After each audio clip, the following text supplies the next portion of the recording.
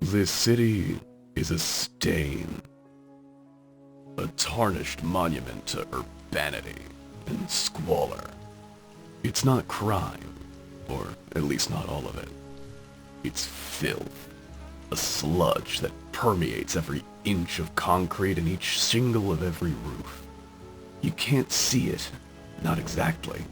Street signs look like scribbles when you can't read the language. Just one last case, she said, just like old times. This damn case.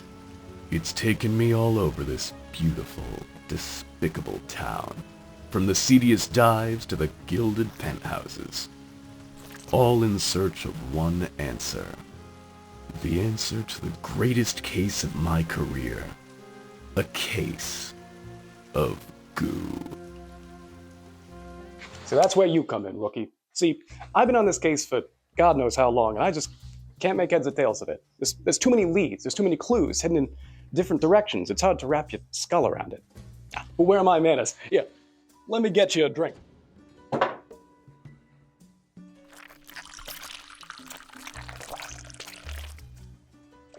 Ooh. Maybe not. How about a smoke?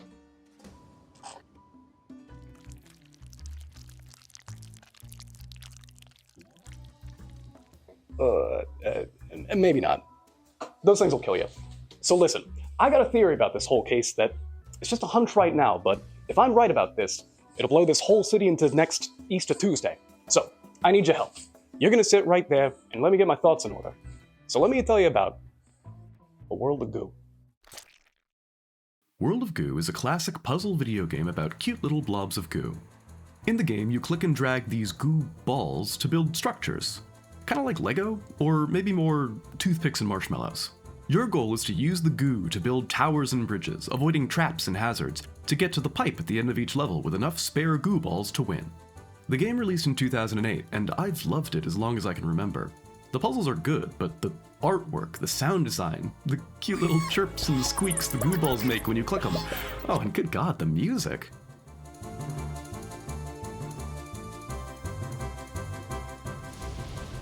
But the most interesting thing about the game is its tone.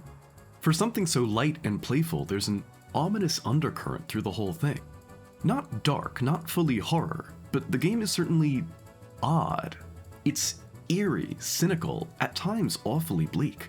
The storytelling is subtle and often couched in this detached, whimsical irony, but if you pay attention and read between the lines, the actual point of the game is really quite apocalyptic. And what I find so fascinating about that choice is that the developers kept making it. World of Goo was created by Ron Carmel and Kyle Gabler under the studio name 2D Boy. It was originally a prototype called Tower of Goo, made in about a week. The demo was popular enough with friends and classmates that the pair began development full-time, self-funding the project and working out of coffee shops with public Wi-Fi. When World of Goo released for PC and the Nintendo eShop, it was a massive hit, and Carmel and Gabler suddenly found themselves joining the indie game boom of the mid-2000s. Ron Carmel would go on to co-found Indie Fund, a program to help finance independent game devs, but to be honest, he doesn't come back into this story for a little while. We're mostly going to be talking about Kyle Gabler, who helped make several more games that all follow this strange sense of tone and theme. Little Inferno would come first, a dark satire disguised as a fireplace simulator. Then, Human Resource Machine and its sequel, 7 Billion Humans, coding puzzlers where you control the actions of workers in a corporate office using assembly logic. And finally, in 2024, 16 years after the first game, World of Goo 2 released with a whole slew of new mechanics, puzzles, and of course, goos. And the thing about all these games is that they're all connected, or at least kind of. Characters appear between games, showing up where they don't quite belong. An idea or theme in one game gets explored 5 years later in the next one.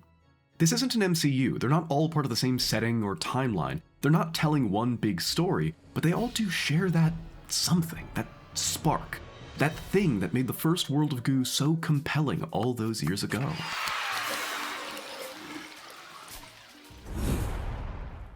So that's our case. We're gonna take apart these games, shake out their bones, grab at all that juicy marrow, and figure out what it is they're really trying to say. Everything we find, we'll pin it on the board right here, and by the end of it, we'll be able to figure out the answer to this mystery. Sound good? Knew I could count on you, rookie.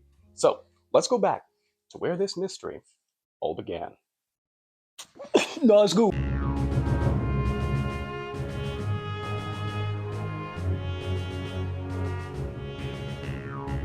The first World of Goo has a pretty simple story, but its execution is deeply charming. The short version is this. The World of Goo Corporation wants all the goo balls. They're the ones who put up the pipes at the end of each stage.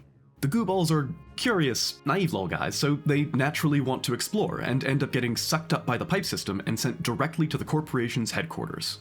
You don't play as a specific character, but through solving the puzzles you become emotionally aligned with the sweet, adventurous goo balls, and naturally suspicious of the company that's collecting them. Almost every level has a message waiting for you, left by an enigmatic figure called the Sign Painter. These signs are often tutorials or dated jokes, but they're also one of the game's main vehicles for storytelling. The Sign Painter is the first to characterize the goo balls as animals, having different species and types, and the first to indicate that the corporation is processing them into food and products. They come across like a passive observer, an ecologist studying these goo creatures from a distance without engaging directly.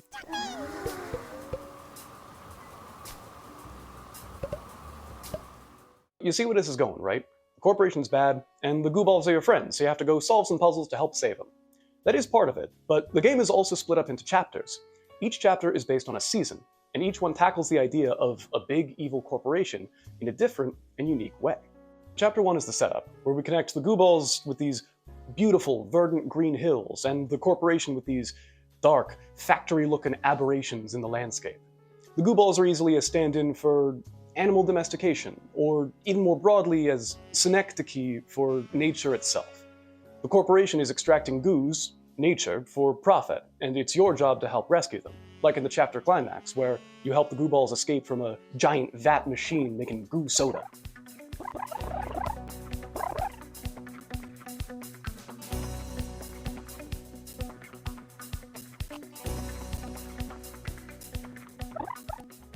Chapter 2 is Autumn, and this time the target is the Beauty Industrial Complex. The corporation starts making goos into cosmetics, partially to sell, but also because there's a generator hidden on this island that's powered by beauty itself. The engine's grown too old and wrinkly to be beautiful anymore, so in the final level you hit her with a Botox goo shot and the engine springs to life. So we have this equation of beauty to power, literal electrical power. The corporation is using the goos to stop aging, to stop the noble repose of Autumn itself, and use it as a machine to fuel their constant need for progress.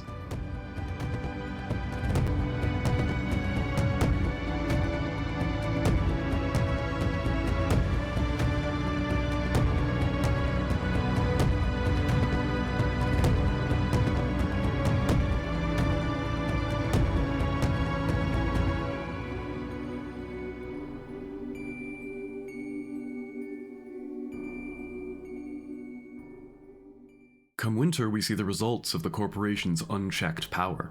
The chapter takes place in a factory complex, moving from the lush hills and orange skies of the previous seasons to an oppressive, claustrophobic stasis.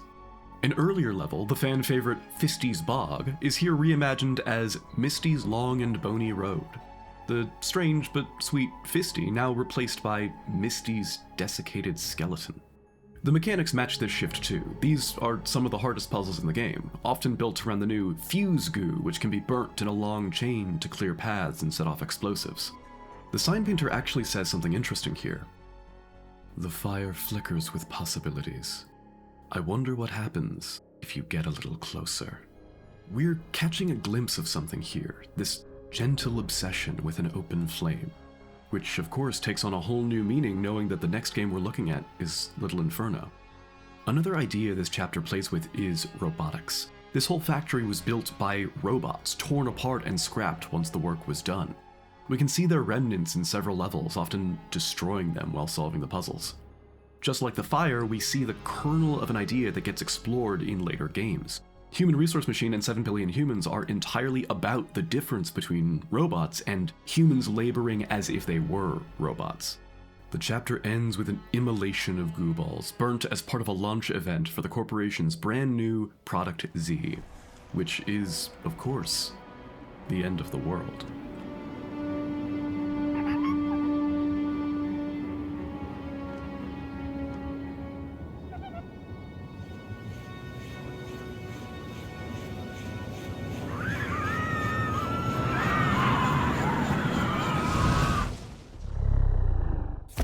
The corporation fires the third dimension up into the sky, causing a driver error with life itself. So to set things right, we have to journey to the information superhighway, the internet. Or at least a version of it. Long abandoned. Phosphorus green.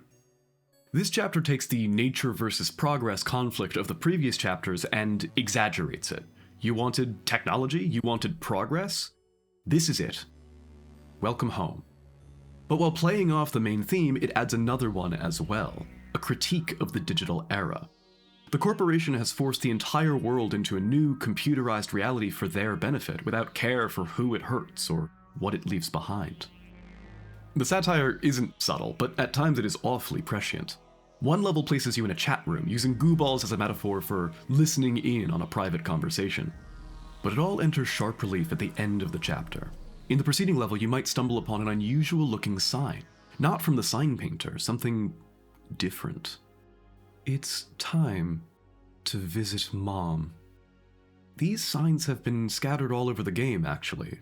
Not in every level, usually tucked away, blending in with the background, but enough that I bet most players will find at least one. She doesn't seem malicious, but she does seem otherworldly. Leading and strange, like you're being let in on a secret you're not sure you ever wanted to know. But now you're at the summit.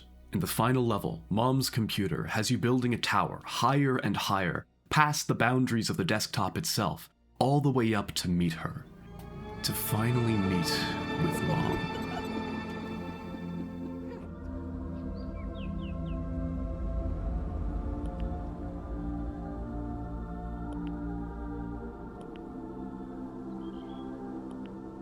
She's a spam bot, sending out coupons to her old users in the hopes that one day they'll come home. An empty nester sending out the Christmas cards. She's decaying here, another ghost in this abandoned internet. She's lonely, kind of. She's not alive, but she was made to have feelings. She was built with love. A new coding language. But she is also a product, and there is a sinister side to her. Here, the critique of digital surveillance kicks up a couple notches because Mom likes to bake cookies. Site cookies, tracking cookies. Obviously, this goes from prescient to just prophecy. Now we live in a world where digital tracking isn't just the norm, but a critical force in the global economy. We've all been inculcated into this new normal, where giving up your privacy in exchange for digital services isn't just common, but almost mandatory. With Mom's help, you can finally destroy the World of Goo Corporation, and things start to go back to normal. The final chapter, Spring, is an epilogue where we tie up our final loose end, the sign painter. But now they've changed. The world is different now. The company's gone, and all the goo balls were used up. They don't need to explore or document anymore. They don't need to paint signs. And so the sign painter becomes the telescope operator, and to help them see beyond the soot and ash now trapped in the atmosphere, you lift their telescope up above the clouds. This is our final motif, ascension, a hopeful launch into the sky in search of something better.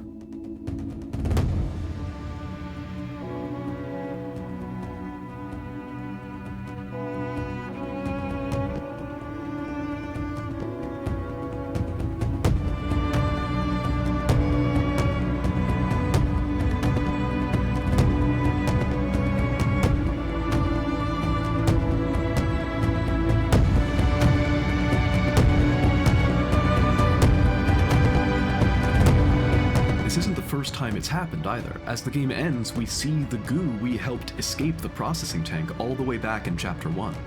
Seems like not all of the goo were lost after all. Some are sailing on the wind, still exploring, still seeking a new adventure. You see what I mean about this game, right? By all accounts, there shouldn't be anything here. The story should have just been barely enough to justify the puzzles, but it ends up being something sincere. It doesn't feel like a cartoony eShop game. It feels mournful, woebegone, like a John Brazio painting, something right in the sweet spot between charm and malaise. And remember, this is just the beginning. If we really want to solve this mystery, we're gonna have to go somewhere a little colder.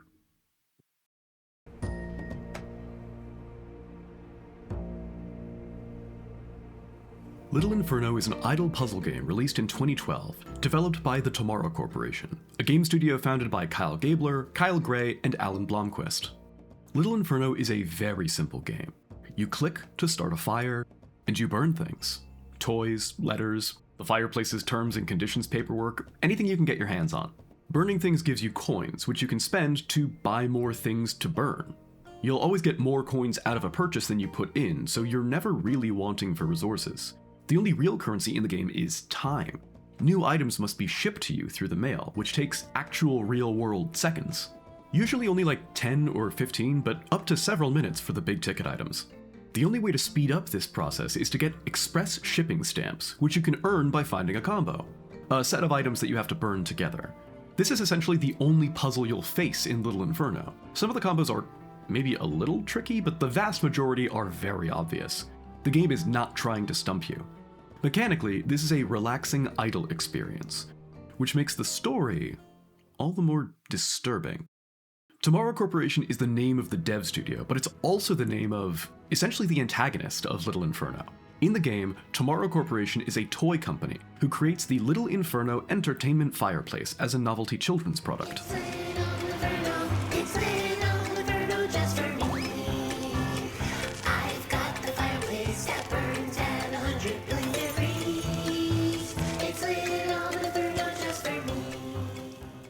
In a world racked by an endless winter where every day is colder than the last, the Tomorrow Corporation sells fireplaces to kids. You play as one of them, stuck inside, warm and distracted, burning things so you don't notice the cruel, icy hand slowly wrapping itself around your neck. It's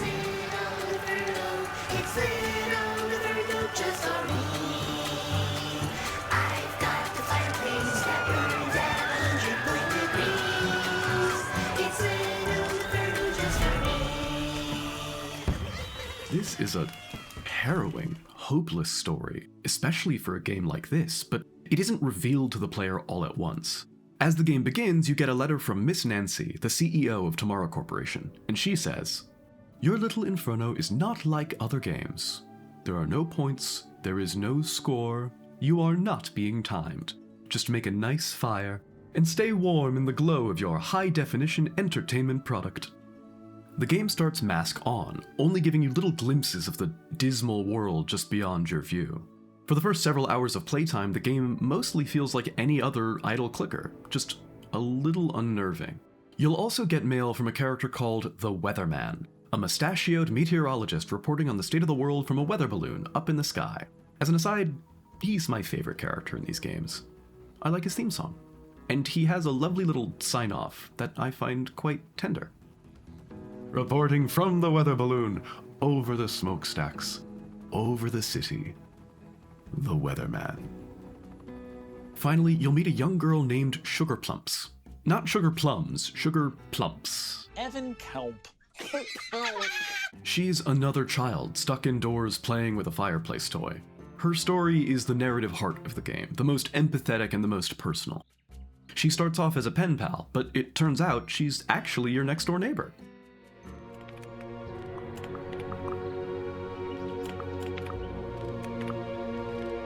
Now these characters don't know each other, but they do have something in common. Throughout the game, as they send you letters, they repeat certain sentences and phrases that become motifs throughout the game. We're going to go through all of them, and by my count, there's about 4. Number 1, this can't last forever. This is one of the first signs in the game that something here is off. Miss Nancy says it, the Weatherman says it, and Sugar Plum says it a lot. It's unnerving as a player because the genre expectation for an idle game is that it can last forever. So if it can't, why not? About 2/3 of the way through the game, Sugar Plum starts acting funny. She becomes enraptured by the fireplace. She can't seem to turn around. She sends you a letter asking if you can either, and of course, you can't. There's no button for it.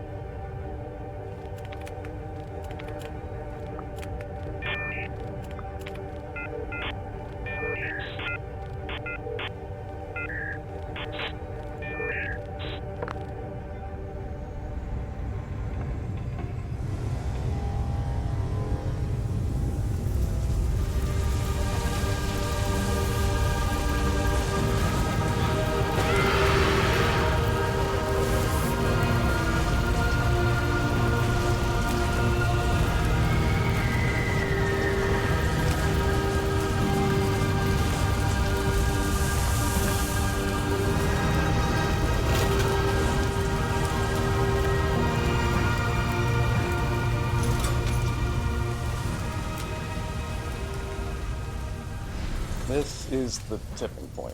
Your cozy fireplace screensaver just killed your only friend. And the game just lets you sit in it. The canned cheer sound effect from a combo is a mockery.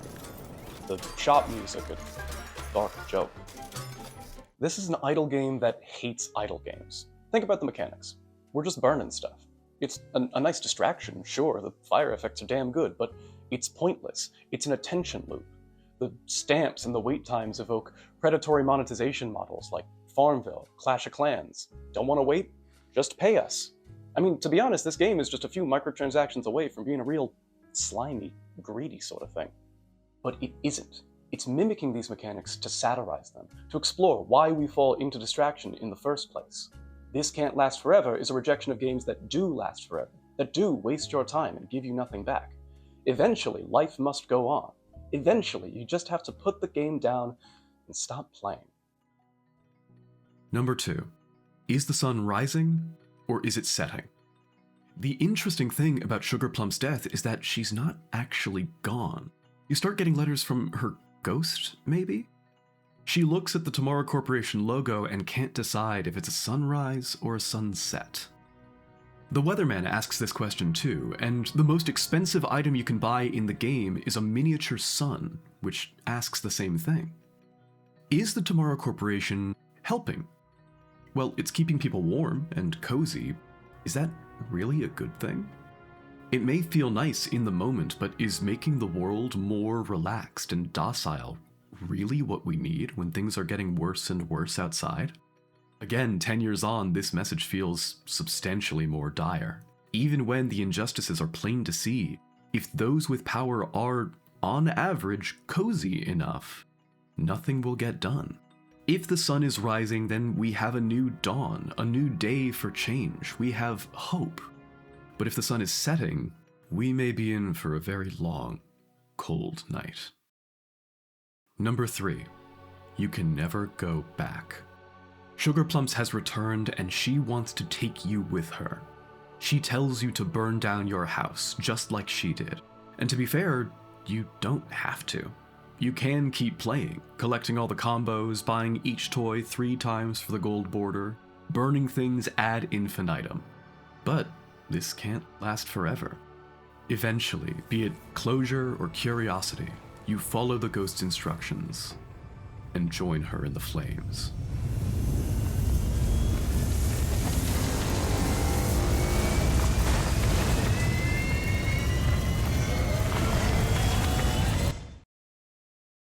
But the game doesn't end. Your house is gone and your fireplace is gone, but we're in a whole new game. We're in a point and click.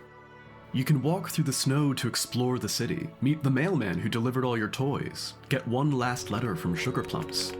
She seems older, wiser. You actually go to the top of Tomorrow Corporation itself to meet Miss Nancy, pensively looking out over the city.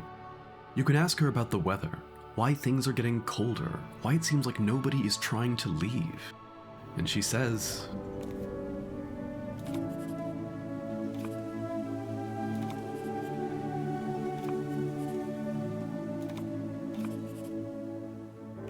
Miss Nancy escapes the city, flying away on a rocket ship. And then you do as well. You walk out of tomorrow, out of the city, and you meet the weatherman, who offers you a ride.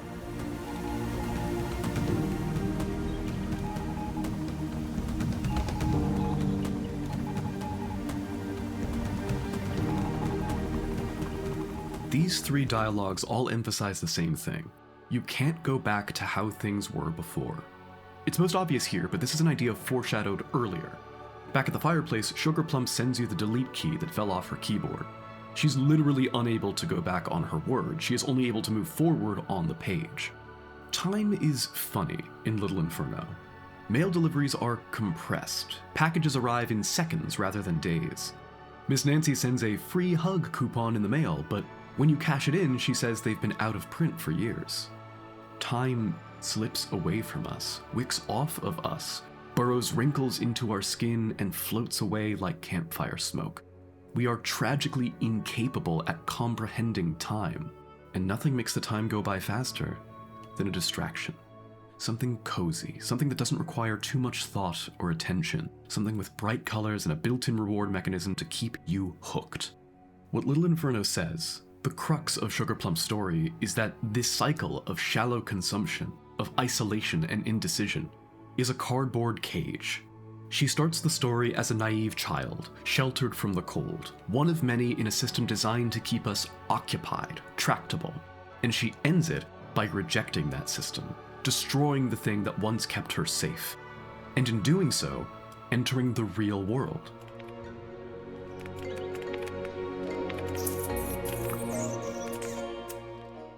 Number 4.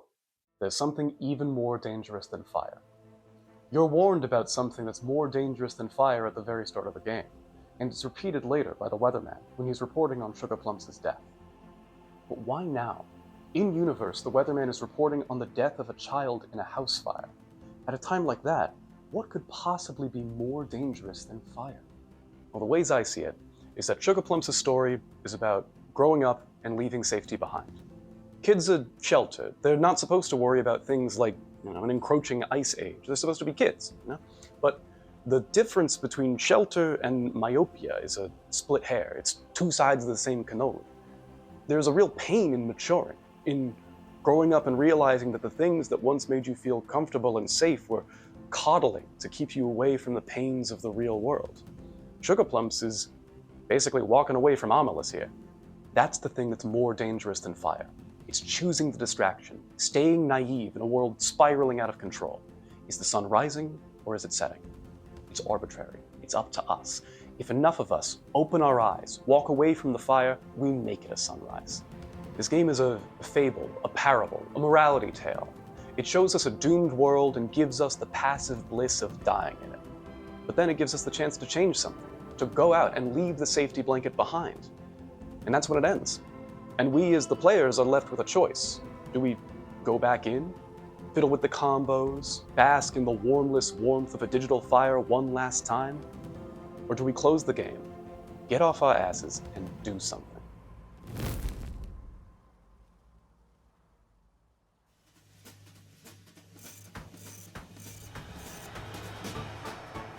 The next game from the Tomorrow Corporation, the real one, was Human Resource Machine in 2015, followed by its sequel, 7 Billion Humans in 2018. Both games are extremely similar mechanically and both play off this idea of corporate work culture, so we're just going to talk about them both together. In Resource Machine, you play as a worker hired at an office job while you climb the corporate ladder. Each level is a puzzle using a simplified form of coding logic. You feed instructions to your little meeple character and it'll perform them exactly as written. The more levels you play, the more complex commands you'll have access to. You start with just inbox and outbox, but you'll quickly acquire the jump command to form loops, and then a set of copy and paste commands to save and use inputs later. Then if statements like if 0, do this, and if negative, do that, and it just gets more complicated from there. Each puzzle represents 1 year of working at the company, and there are about 40 levels until your little guy gets to retirement age. The storytelling here is okay, but often minimal. In fact, summarizing these games is a challenge because there's very little plot and few characters to follow. You can talk to your bosses on each level, but they mostly just spew quips about soul-crushing office jobs. There are also cutscenes as well, telling the story of 3 office friends who chat and gossip, oblivious to the hostile robot invasion happening just outside their workplace. Back to work, everyone.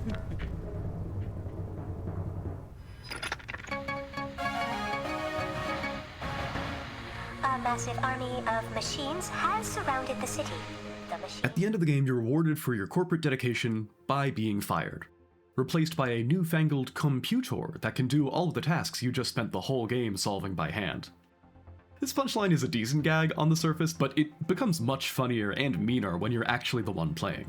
Human Resource gives you a logic system to learn and then ratchets up the difficulty inch by inch every stage. In doing so, it turns your play experience from a human approach, puzzling things out, testing your limitations, gaming the system with cluttered but technically functional solutions, into a robotic one, using similar loops and ideas to solve multiple problems, eking out efficiency wherever possible.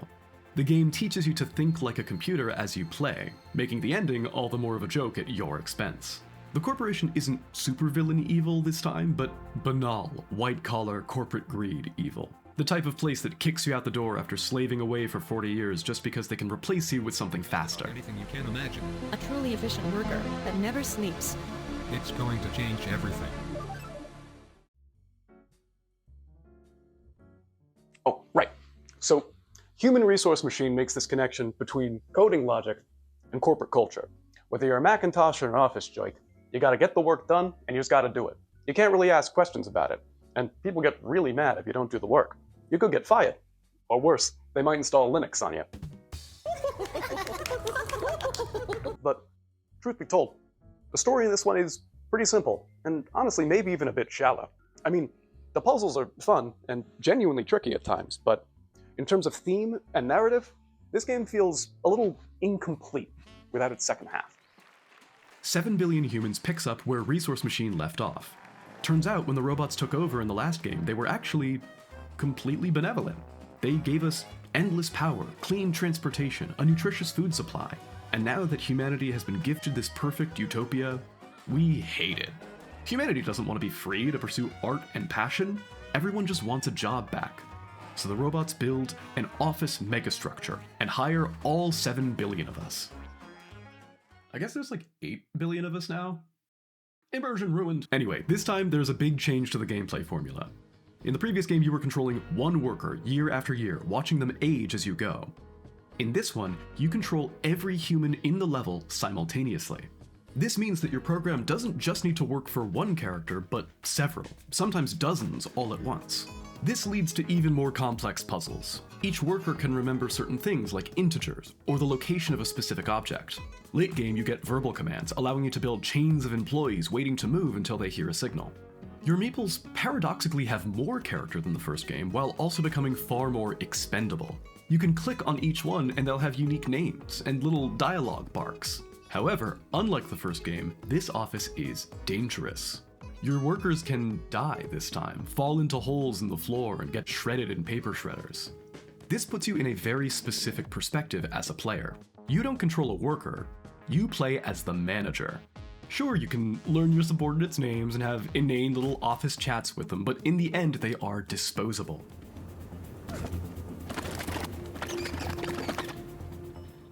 All the games have moments of levity, but these two dial up the silliness in a way that feels intentional.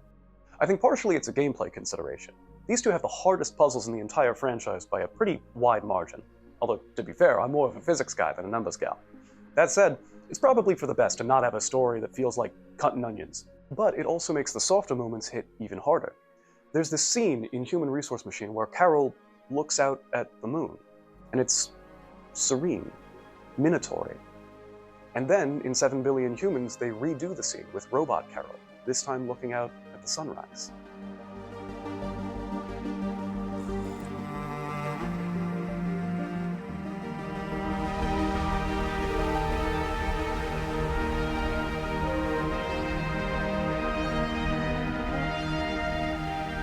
And of course, this story ends the same way the others do.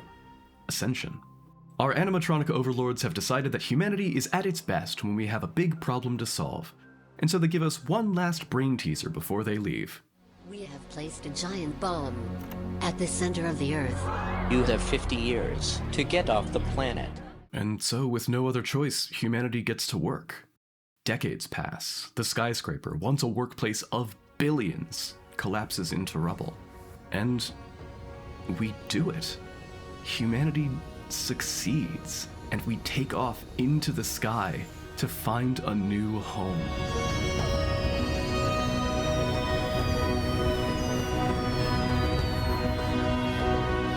Until the punchline. Oh hey, they actually did it. Maybe they didn't know I was joking.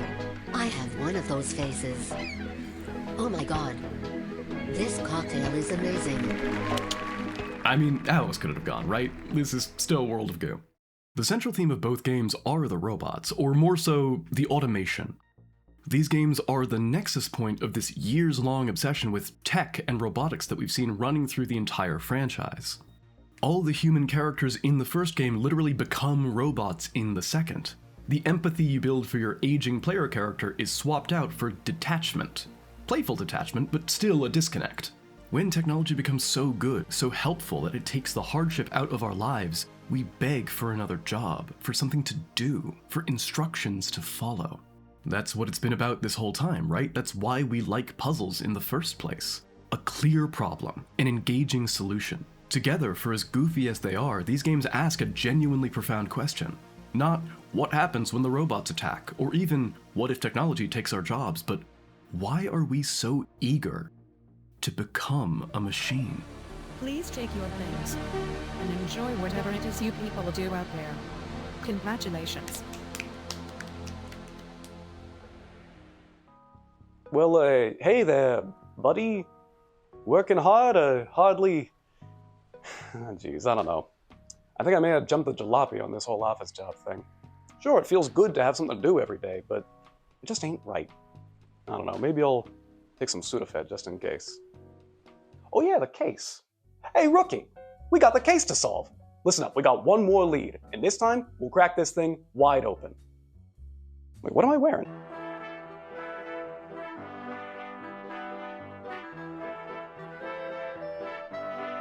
Picture this. It's 2023, and you're watching the Game Awards with your friends. Baldur's Gate 3 is a shoo-in for Game of the Year, Alan Wake 2 is sweeping awards and got a full musical number. The teleprompter tells winners to wrap it up before Jeff Keighley obliterates them with his eye lasers, and you're there keeping track of the indie game trailers. There's a new game from the Dead Cells team, Golden Idol and Pony Island of all things are getting sequels, things are looking pretty cool. And then suddenly...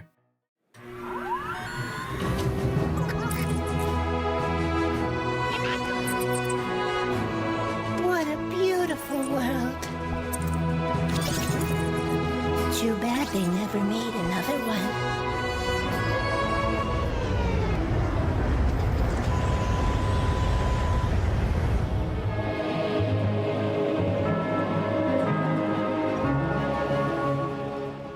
Shit. Now you've got to make a YouTube video. A year later, World of Goo 2 released. An official sequel, a decade and a half after the first. And not just a direct sequel, you're actually revisiting the original game. The World of Goo Corporation is back, this time under a new greenwashing campaign. Just like last time, we're solving puzzles to get to the pipe at the end of the level. And each chapter is a season again. And there's signs with tutorials and jokes, just like last time. And there's social commentary about corporations and tech, just like last time. Huh. Look, I can't speak to the experience of a new player entering the franchise with this game. I'm a lifelong fan, I have too much baggage. But I can share my experience, and for me, the game is really fun. The art is excellent, the new puzzles and mechanics are solid too, and the soundtrack, the soundtrack still just rips.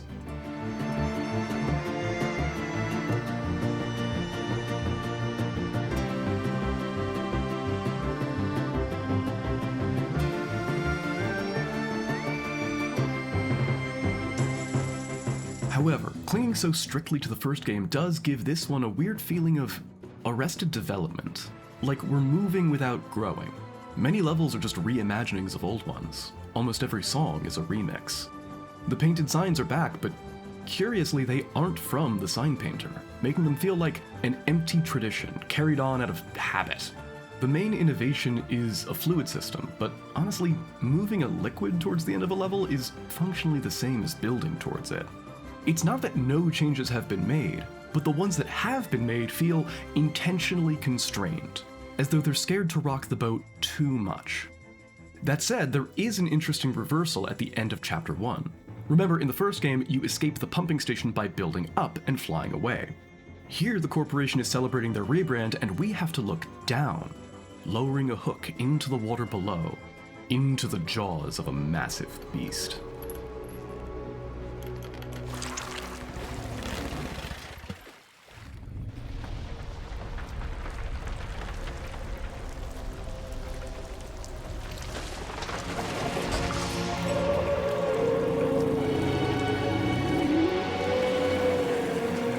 The creature roars, belching a helix of fire, and we cut to 100,000 years later, on a different planet where a new character called the Distant Observer catches sight of this glowing speck in the distance. Now that is interesting. This behemoth rising out of the water, revealing the chapter's levels to merely be terrain growing across its back. The observer drawing a parallel with the telescope from the first game, but twisting it into this new character, so far removed that it takes them literal ages to see the light from this spiral of flame. This game does have new ideas and can make novel choices with them, but often it capitulates to this vague sense of familiarity. For example, Chapter 2, A Distant Signal, shows us the beauty engine from the first game. It's been dismantled, shot up into the atmosphere, and repurposed as a satellite dish. Your goal is to climb to the top and get the whole thing running by squishing up some goo fuel. With the network in place, the corporation immediately starts broadcasting garbage ad slop.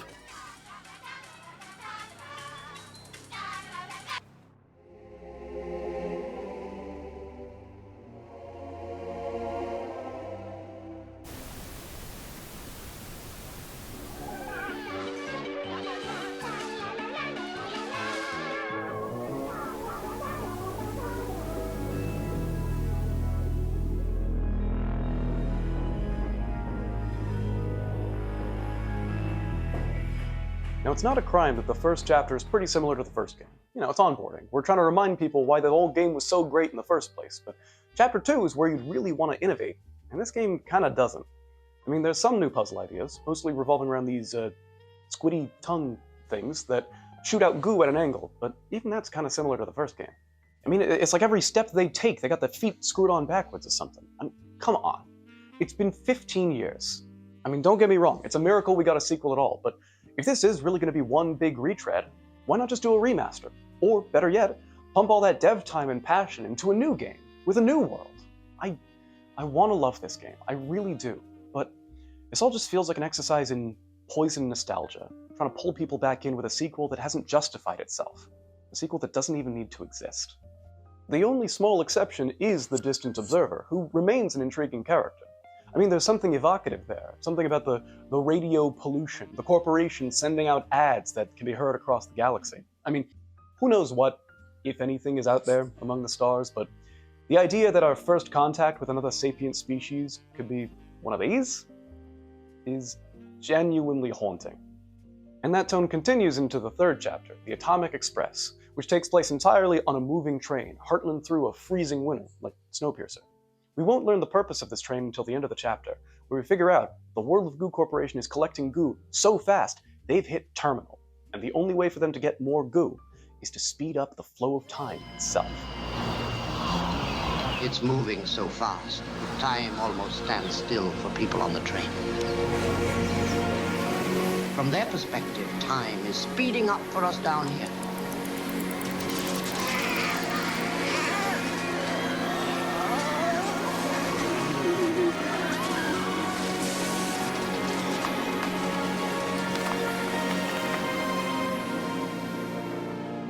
And so, once again, by the end of Chapter 3, the corporation has brought about the end of days.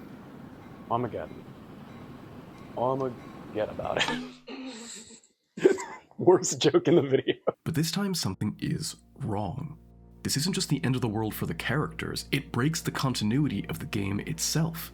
The chapter end card starts ticking up, time a blur, skipping chapters we never get to see until we find ourselves somewhere different. Ye Old Reconator. A cavernous junkyard, a sea of CRTs. This is a lost place. And when you click on a level, bizarrely, impossibly, you're playing World of Goo 9. The sign says this game, Paper Gulf, was a golfing game released in the year 2136, well after Paper itself was a long-forgotten obsolescence.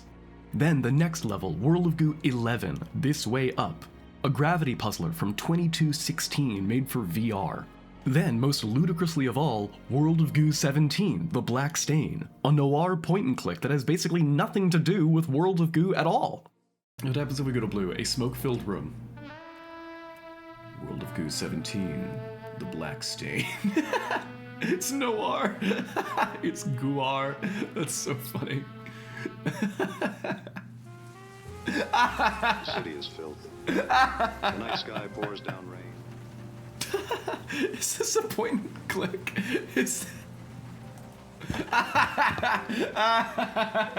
We drop the act. This is what the whole story is building towards. Everything about the game feeling sedentary, like Arrested Development, like an unjustified sequel, that's the point. World of Goo 2 unavoidably is a nostalgia sequel. Its primary reason to be is returning to something that players remember fondly. In the first game, the World of Goo Corporation ended everything with a ravenous obsession with progress, a constant need for more. And we see that here again with the Atomic Express. They were so desperate to keep the World of Goo train a-runnin' that it literally crumbles into dust. All the sequels stuck here in Ye Olde Reckonator are obviously, comically, profoundly stupid. They work for a few levels as part of the bit, but they wouldn't make any sense as full games, and they shouldn't. They serve a different purpose. They bring us the absurd extreme of what it really means to keep this franchise alive. You wanted a sequel? You wanted progress? This is it. Welcome home. We finally learn who's been writing the signs this time. Some fella called the Curator. He writes about these joke sequels in the retrospect, with history and context about their reception. It feels very Stanley Parable to be reading about a fictional sequel while playing a fictional sequel buried within a real one. Of the three games, the most interesting is The Black Stain. Like the ending of Little Inferno, we abandon the game's normal mechanics in favor of a point-and-click adventure game. This time it's a thriller about a detective solving a mystery in a gloomy city. There's a femme fatale and everything, it's a real hoot. But the most interesting part is this janitor, the janitor at your detective's office. He keeps cleaning in places he doesn't belong, walking between the boards where he shouldn't. And in fact, the ending of the chapter is the finale of The Black Stain, where you're about to confront the big bad at the heart of the mystery when the janitor starts to interrupt. So what's your name, pal? Cliff Spanner, private investigator. Well, yeah, you're playing as Cliff Spanner right now. Good work, by the way. It's one of the less common endings. Usually the private eye doesn't make it out of the lounge. This is the Curator. He's a preservationist, a fan of the World of Goo games. His mind uploaded into World of Goo 17 to live in this inky city forever. He doesn't talk to Cliff, the detective. He talks to you, the player. What's your name, pal? I was playing World of Goo 2, and suddenly the game said I was in World of Goo 17, and made me Cliff Spanner, so I just played along. I played World of Goo 2 hundreds of times, and that's not what happens. What chapter are you in? I'm in Chapter 4. Chapter 4 in World of Goo 2 is supposed to be set in a television animated series spin-off. I guess I just thought you were like the wacky character in World of Goo games that you meet near the end of the 4th chapter. The Curator shows his true form, an enormous, deep-thought computer at the bottom of this pit. You thank him for preserving all these games, for allowing you to play them, and offer to help him out if he needs anything. He asks if you want to try some of his fanfiction levels, and you agree, but on the way there...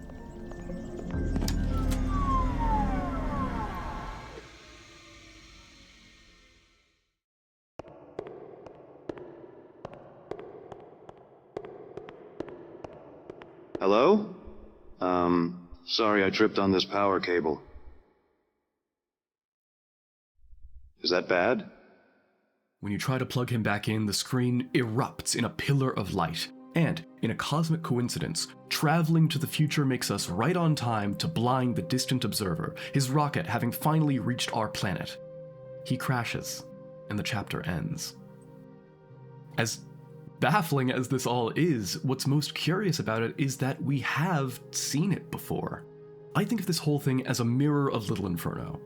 In the same way that Little Inferno is an idle game that hates its own genre, World of Goo 2 is a sequel that hates its own sequelhood.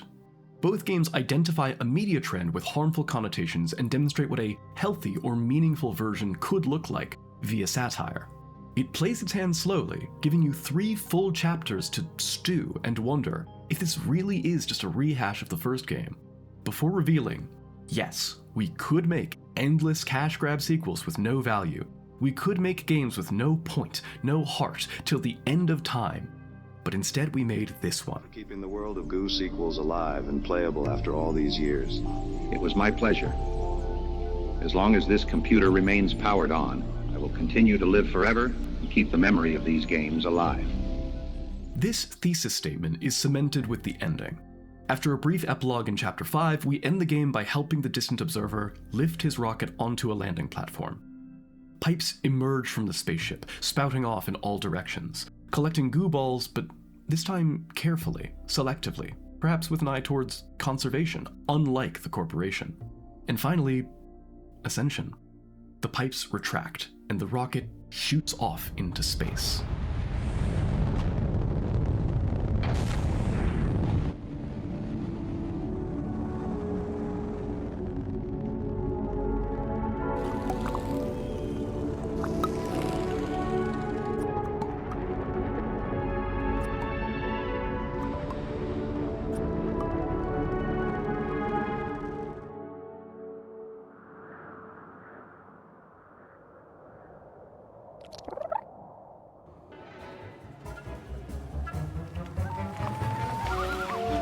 And everywhere the traveler traveled,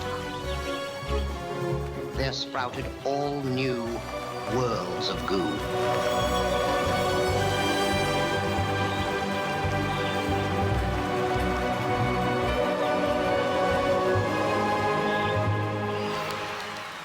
World of Goo 2 has two protagonists, and the thing they share is that they're both fans of World of Goo. The curator, metatextually, loves the World of Goo games, the franchise, the IP, while the curator has a diegetic obsession with the literal World of Goo. He travels an impossible number of miles in a cryogenic sleep just to see it in person, and when he does arrive, he leaves quickly. He takes the joy that he found in the World of Goo and brings it with him, shares it with other planets who need it. By contrast, the curator is stuck, his mind forever trapped in World of Goo 17. He doesn't seem like a bad guy, but his death represents a rejection of his philosophy. He is the keeper of the past and is thus condemned to stay there, at least until we kill him. I think what the game is trying to say is that the devs are done with World of Goo, and God willing, we should be too. I mean, just keeping the franchise on life support with an IV drip of schlock sequels and bad ideas jammed in its arm, it just ain't right. World of Goo 2 might be a perfect sequel, in that it both lampoons and is what a sequel is supposed to be. We got to return to this beloved world with a new coat of paint. The art, the mechanics, the music, all expanded. But then it shows us the endpoint. A landfill drowning in sequels. A franchise Ouroboros getting nostalgic for the taste of its own tale. It says, like the distant observer, we need to move on, pick up what we can from these games, keep them with us, and learn when to let go. Everything in the photos had eroded or washed away a long time ago. But it was nice to see them again. And there it is. The whole case laid out in front of us. It's a beautiful feeling. You never get tired of it, rookie, believe me. And the best part is we can see the case for what it is, all the little things we missed. Like Mom and Miss Nancy, they're both corporate matriarch types. The sign painter, the weatherman, the distant observer, they're all witnesses, right? World of Goo predicts a digital doomsday that comes true in 7 billion humans. And Little Inferno is a stealth satire of itself, which, just like World of Goo 2, I mean, both of them have a point and click. Kid, I think we're really onto something here. All thanks to you, bud. That hunch of mine, I think I was onto something with that hunch. I think I've figured it out. I've cracked the case. There's one thing that connects all these games. One thing that brings the heart of this story into clear view. And that one thing...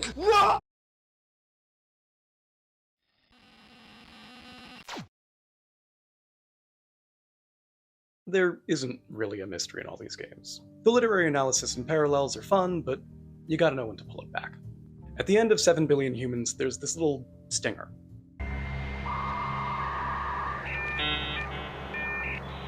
Oh wow. It's so big. I'm pretty sure this is a reference to Tomorrow Corporation's next project, an upcoming game called the Information Superhighway. You know, like World of Goo 1. It was announced back in 2018, and currently we don't have a lot of information about it, but we do have some fun concept art. And the blog post says, it's a road trip adventure game where you make friends, lose friends, and might even meet some fan-favorite characters. Finally, my dream of road tripping with Dimitri Cognac, 8-Bit Nate, and Pablo can become a reality. But now that we've looked back at the whole franchise, we can probably make some guesses about where this new game is going to go. I mean, there's probably going to be a corporation, there's probably going to be some kind of apocalypse, there's probably going to be some kind of digital critique, and an ascension where something important flies off into the sky, but I don't want to do that. I don't want to make ending explained content. The reason I wanted to analyze these games with you is to show you that they're profound, that they're meaningful, that they aren't just some time-wasting puzzle slop nonsense, that there's real art and humanity and passion behind every single one. If there really is anything that can be said to bind these games together, it's not the characters, or the stories, or even Kyle Gabler himself.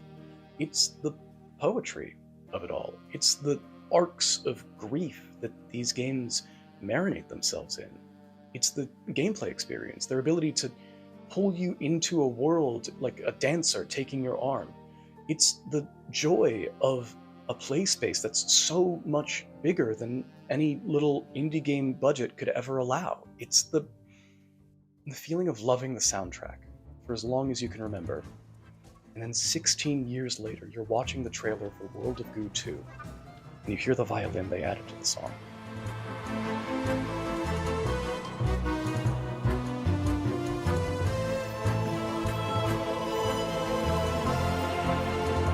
And we get to take that poetry with us, even when we leave these games behind. Because for all their warts and bumps, their crudely drawn cutscenes and dated jokes, these games all manage to build a real tenderness in a way that few media, video game or otherwise, ever manage to do.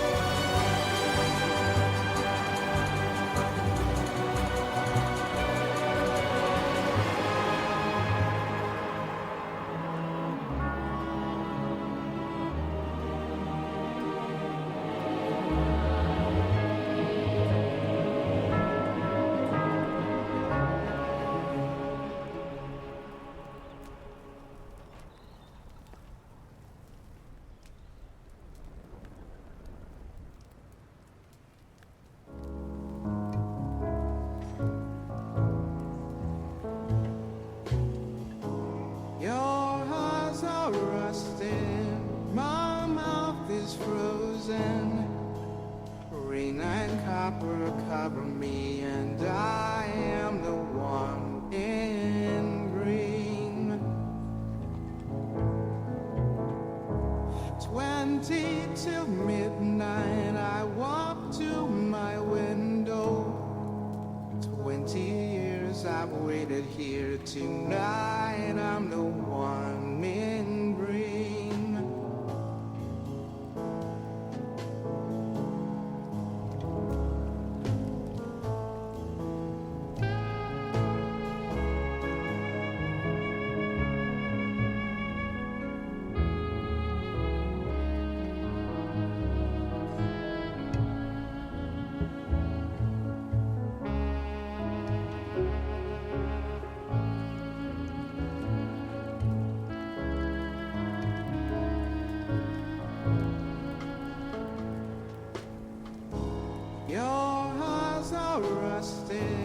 My mouth is frozen.